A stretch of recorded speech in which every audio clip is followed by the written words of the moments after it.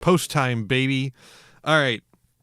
So why did I choose to do this first? Anyways, first up, Neil Gaiman. Turns out Neil Gaiman is not just a sex pest, but a really, really bad one. If you've not read the article that details his horribleness, it's really bad. It is stupendously bad. It's so bad. It's so bad. I don't think I can. It was painful to read. Yeah, I don't think I can describe it here because of Twitch's terms of service. For that's how bad it is. So gotta be pretty bad. It's really unfortunate because Neil Gaiman is a really decent writer. I wouldn't say he's like one of the best writers of all time, but he's a pretty good writer. But he's also a terrible person.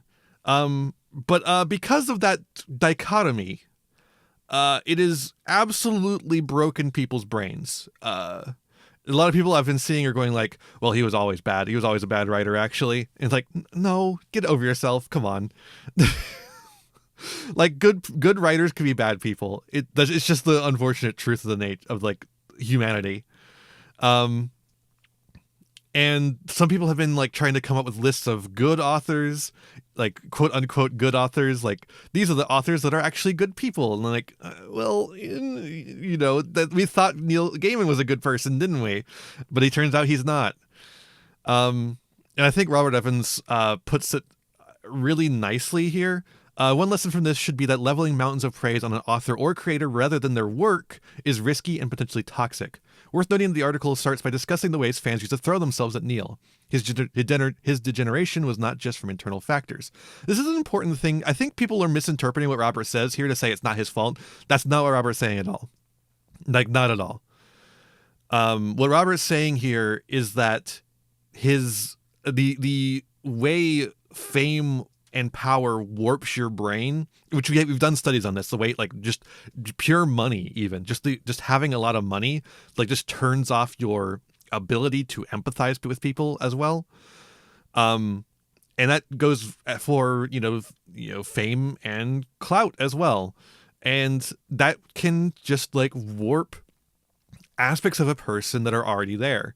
And so if you have a person who is going to be prone to predating on people, you give them the power to do so, and he is going to be able to do it, right? Erwin Schrödinger was a brilliant scientist, but doesn't change the awful things he did, or vice versa. Exactly. There's a tendency to look at stories like this and go, well, they've always sucked. I don't think that's accurate, or that Neil could have only have been a predator.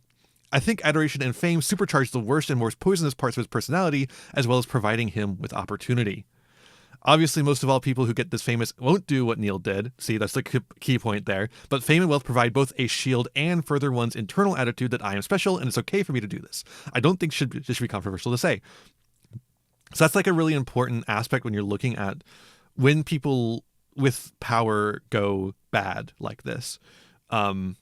Power corrupts, absolute power corrupts absolutely, blah, blah, blah, blah, blah, et cetera, it's just the inherent nature of power that it will make the worst parts of you more so. Hell, I am a minor internet celebrity. I am extremely minor, and the amount of attention that I get makes my fucking RSD go insane. When you guys make mean little comments, it makes my brain break. and I'm barely anything. So that, I think that's a really good way of looking at this situation. Here's another way to look at it. Neil Gaiman is a character created by Neil Gaiman. Exactly. Most accusations for later in his life when he's more famous. Exactly. The character that the person we think we knew as Neil Gaiman, this progressive writer who wrote in maybe slightly tacky ways, but with good faith, good like show of force for the marginalized, is actually a predator. That's just a character that the predator Neil Gaiman plays. And he wasn't always destined to be a predator. He was just a guy who became one through his own choices, but also through the power that he was given, allowing him to make those kind of choices without repercussions. And I don't know. This is interesting. I don't know if this is actually anything Terry Pratchett ever said. Make him surprised to learn that Neil Gaiman is either a very nice, approachable guy or an incredible actor. That sounds like something Terry Pratchett would say, but also there's no fucking source on this whatsoever. So never trust things you just see on the internet, especially when it comes to quotes. Okay. That's the really sad thing. Like, Neil Gaiman's a terrible person. It's like, honestly, I'm not one of the people who's like, when someone who creates something I like does something horrible, I feel particularly sad about that specifically. I feel bad for the people that they did the horrible thing to, more so. I don't know. For me, things are easily left behind, are more easily left behind than like the people. But I also understand that some people, attach really heavily to things, as like security measures and safe places and such. So I'm not going to knock anyone on that. I'm just explaining where I come in from. Okay, next up. Chat, is this real? Hey, chat, is this real? My hat's still on. I should take that off. Is this real, chat? I think this might be real. Leaked photo of heaven? Yeah, no, I think that's what heaven looks like, and it's real. Man, we're so fucking cooked, dude. I can't believe this shit, dude.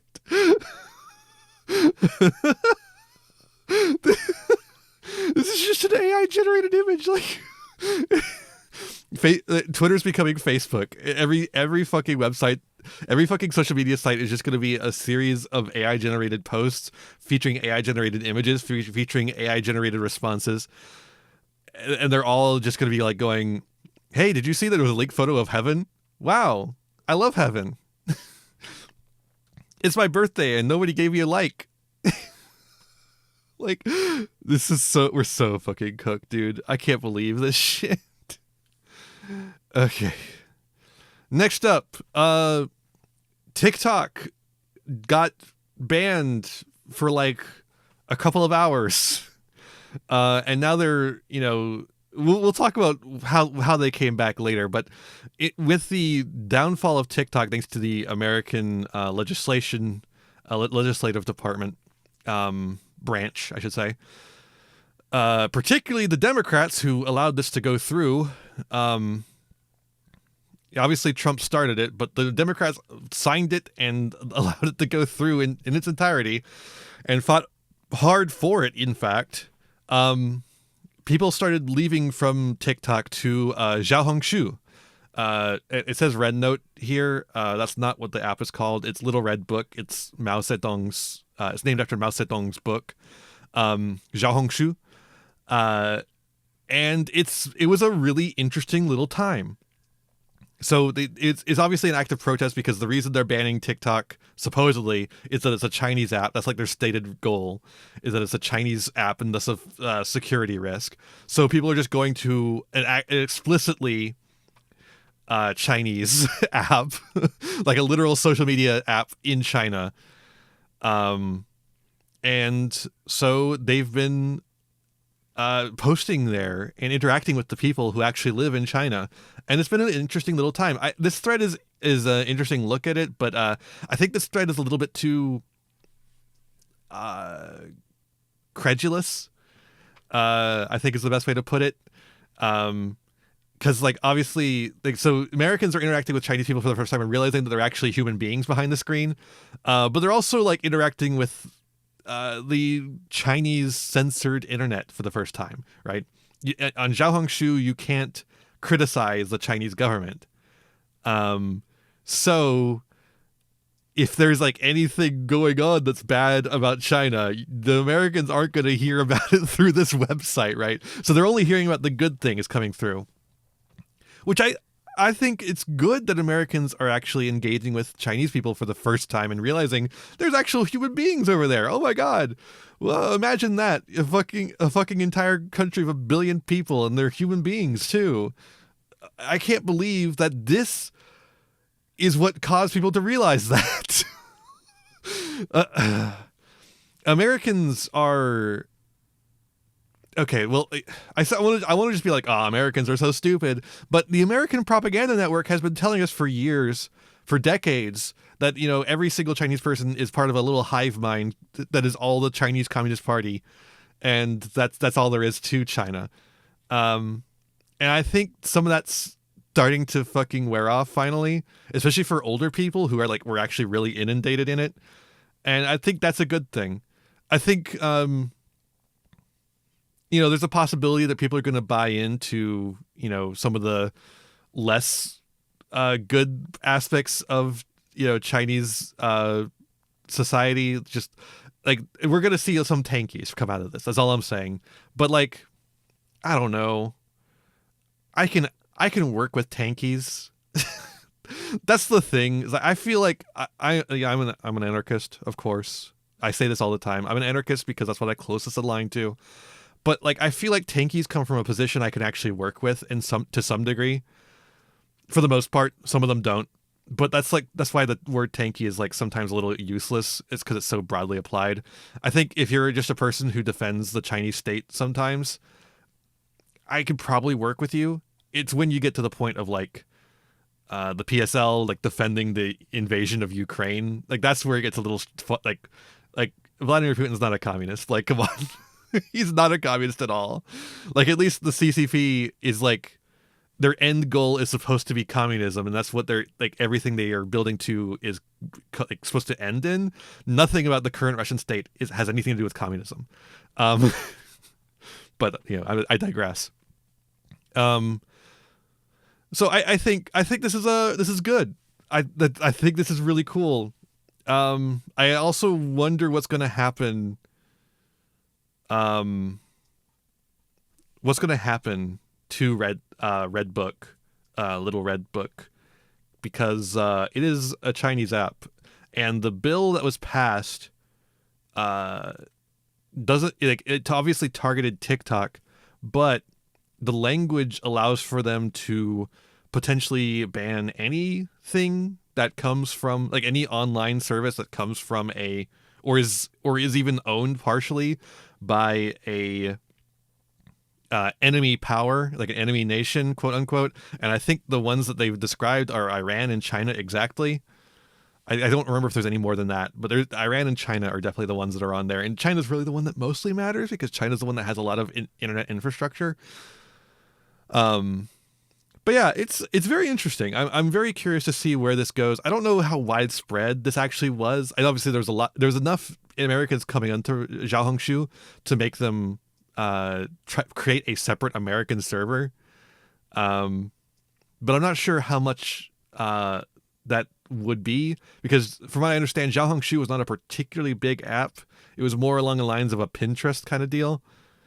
So I don't know.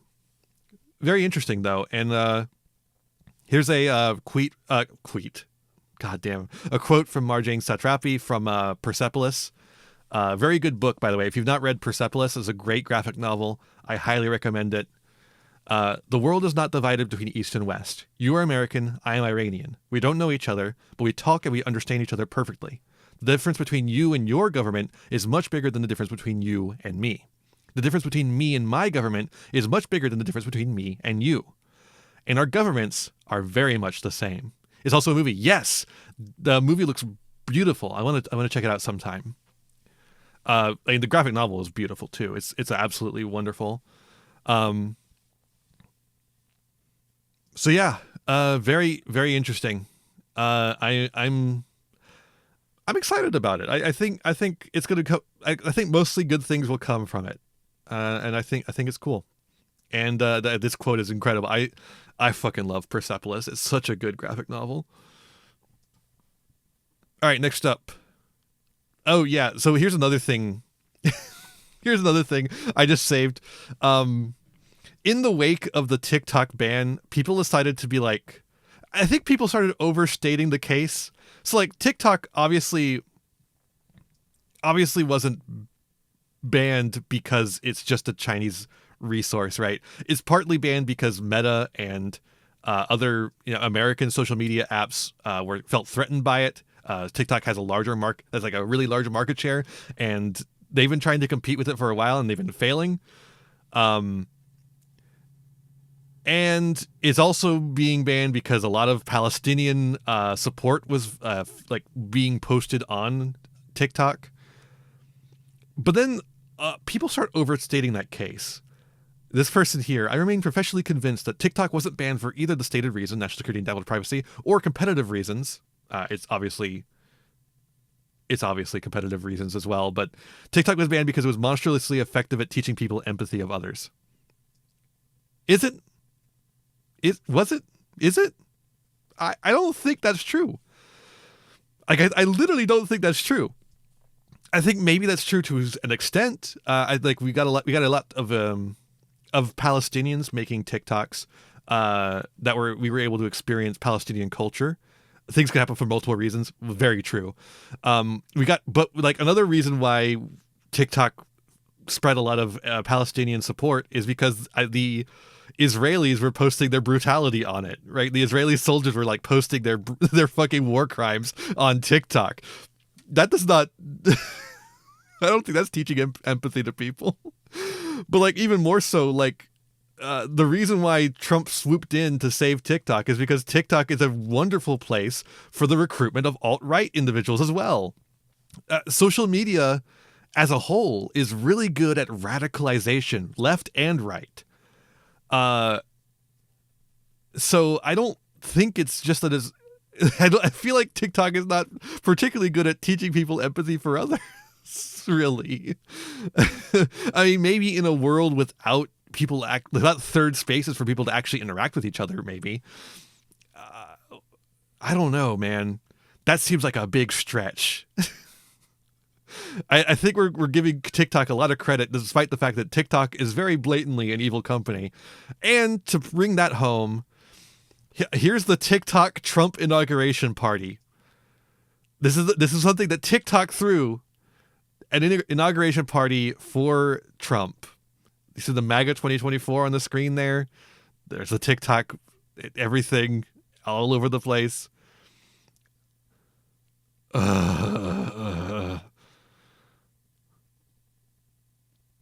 Hashtag save TikTok.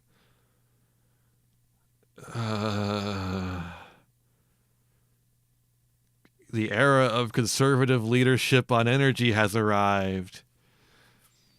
Wow, man, this website sure does make people empathetic. So I don't buy it. I don't think I buy that TikTok was making people more empathetic. I don't think. All right, next up.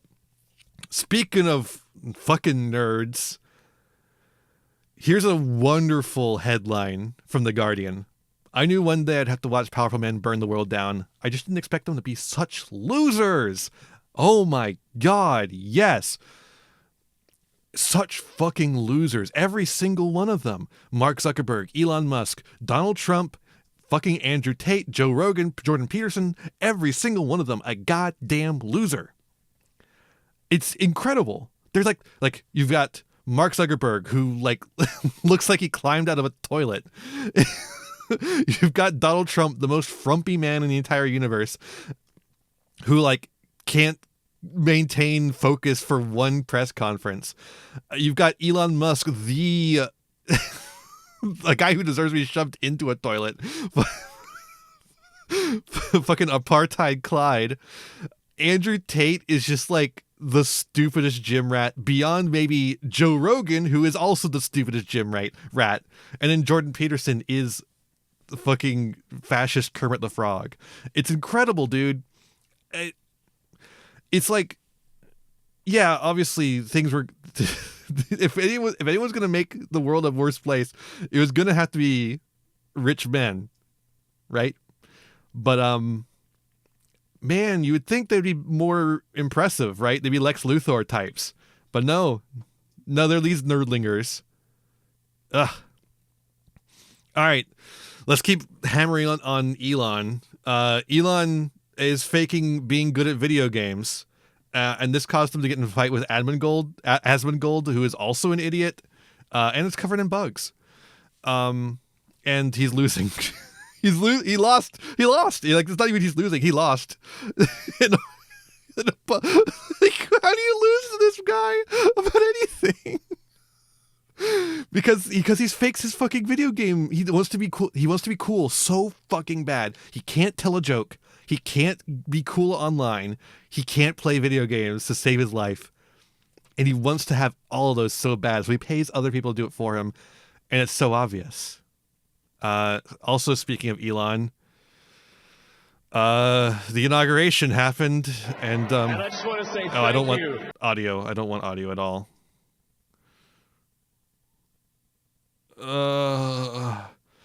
Also, notice how NBC made sure to cut away there. Very cool, dude. They cut away. Unfortunately, they cut back for him doing the second one. Very strange. This is like dire, dude. It's the only thing he cares about. Yes. I don't even know that Elon Musk actually, like, obviously Elon Musk believes fascist ideology. I don't know that he thinks of himself as a Nazi. I think he might just think it's a cool way to troll the libs. But, importantly, that doesn't matter. It doesn't matter whether he believes it or not, because he's still fucking doing it. When people show you who they are, believe them, right? We are who we pretend to be, It's not good. This is such a, and he's like doing it with the president of the United States seal right there in front of him because he's at the fucking inauguration doing a goddamn Nazi salute. I think he's trying to influence the German politics by speaking to the National Socialist Party. Oh, sorry, they're not called that anymore. They're called the AfD. Oh, sorry, they were never affiliated with the National Socialists, right? No, never. But at least anti-fascism is alive and well in Italy. Where they hung this trash-filled effigy of Musk at the same place where they hung Mussolini. Fuck yeah, dude. This is the kind of attitude we got to have going into the next 4 years. Okay, speaking of not having that attitude, though, Sarah McBride, the first trans woman in Congress, and also the most spineless trans woman ever. Dude. So obviously the Republicans have been pushing through anti-trans stuff after anti-trans stuff. And Sarah McBride's big response to this, her big condemnation is, it defies understanding, except for the fact that it's a pretty obvious part of the politics of misdirection and distraction. No, dog. They want to kill you. It's not just a distraction. They want to kill you. I don't know how you don't get this. They want you dead. You should probably try acting like they do. It's so unfortunate that the first trans woman in Congress is a useless lib. Speaking of useless libs, here's a funny thread. Liberal politics will always prioritize respectability. Very true. It's very true. Facts. The 3 best things young 18 to 25-year-old leftists could do to protect their communities moving forward. 1, join the police. I looked to see if this was a bit, dude. I went and looked to see if this was a bit. Especially state police. Keep in mind, you need to pretend to be stupid to get in the academy. Why? Control the means of suppression and influence other cops. Oh, yeah, man. Entryism in the modern day, dude. Yeah. Entryism to the police. That'll work. That'll work for sure. It didn't work for unions. What makes you think it'll work for the police? Join the military. Why? More armed leftists is a good thing. Do you think they let you bring a gun home with you, dude? The military just lets you bring a gun home with you? And a big one, learn a trade skill. We need leftist plumbers, electricians, construction workers, building inspectors. And that's so good. Just like I don't like the cop jacket, anyone, but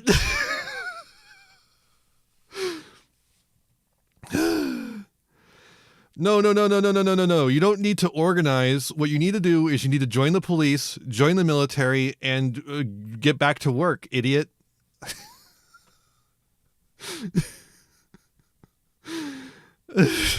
Just like, oh, fucking hell. I can't believe people like this are real, dude. I feel like maybe this one could be reasonable.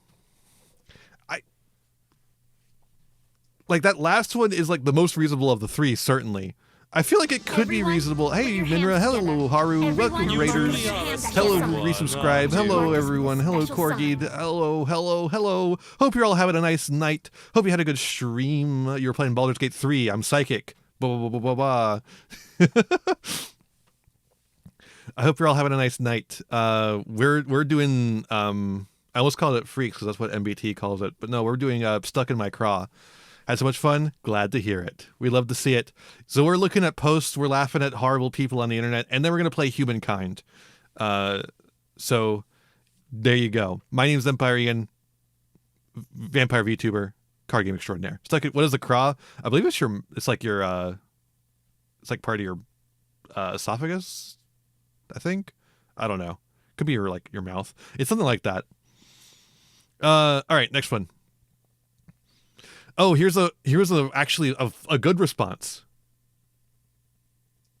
How am I supposed to do what now? What do you mean, Sarge?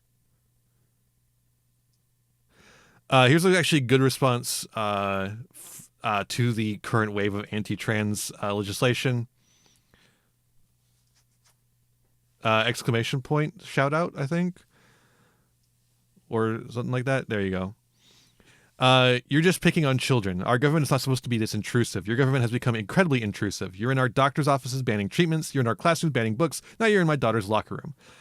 This is the way to actually break through with weirdo conservatives. They don't listen to the same kind of logic and reason that liberals do. You have to break through on their terms. You got to talk about personal liberties. Now, to be honest, a lot of them don't care about your personal liberties. They only care about their personal liberties. But this is going to garner a lot more sympathy with them than otherwise.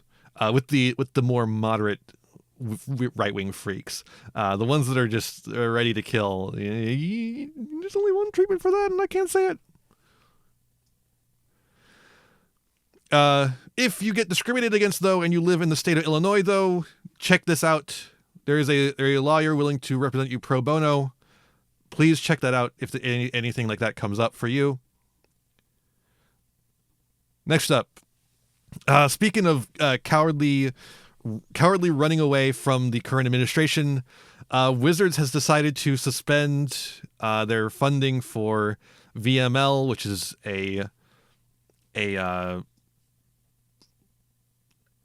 what's the best way to put it? It's just like a way to promote. I'm blanking on a good way to describe this. It's an organization for Magic the Gathering play that is geared towards minorities. There's a way to describe it. Not a perfect way, but I did it finally. I got there. We got there in the end. And Wizards decided to pull their funding for it. Fuck them. I say probably don't buy Magic the Gathering anymore, even if you were at all. I wouldn't. I wouldn't be. But, if you were at all, Definitely don't do it now. Harvard is also pulling away from this. So I want to remind you that not only did Harvard have a huge part in slavery, they also invented napalm. And you know how bad napalm was. Pretty cool. Awesome.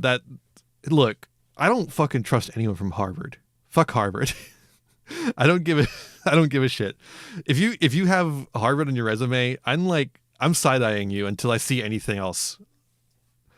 I do not trust Harvard alum at all.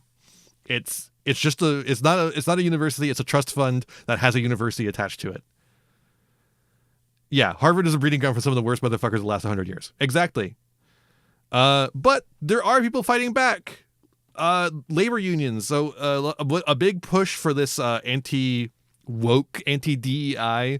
That's their new thing, is DEI. It's not new at this point, but they prefer to go after DEI than woke now.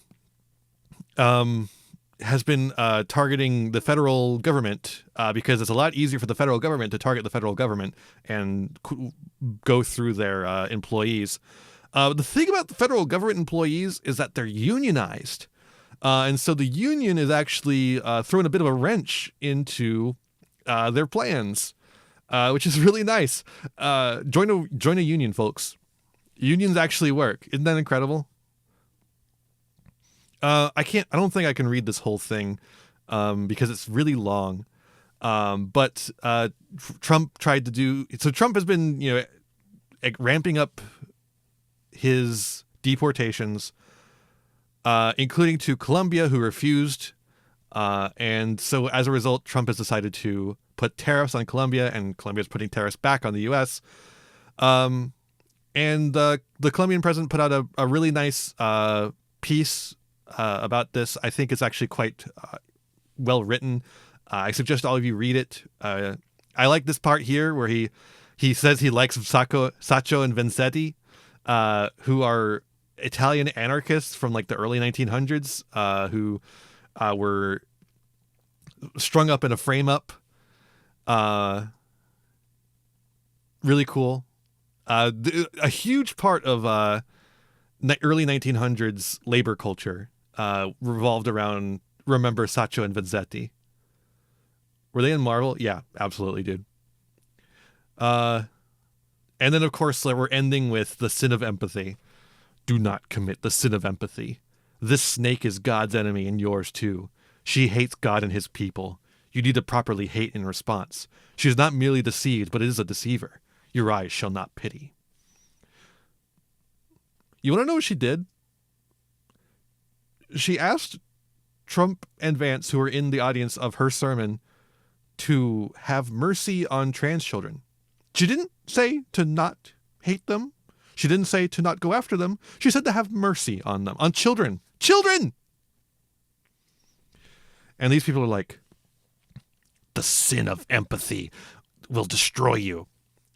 Do not, my friends, become addicted to water, for you'll soon learn to regret its absence. Like, what the fuck, dude? This...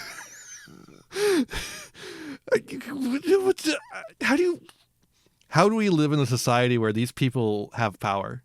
How do we live in a society where these people aren't, if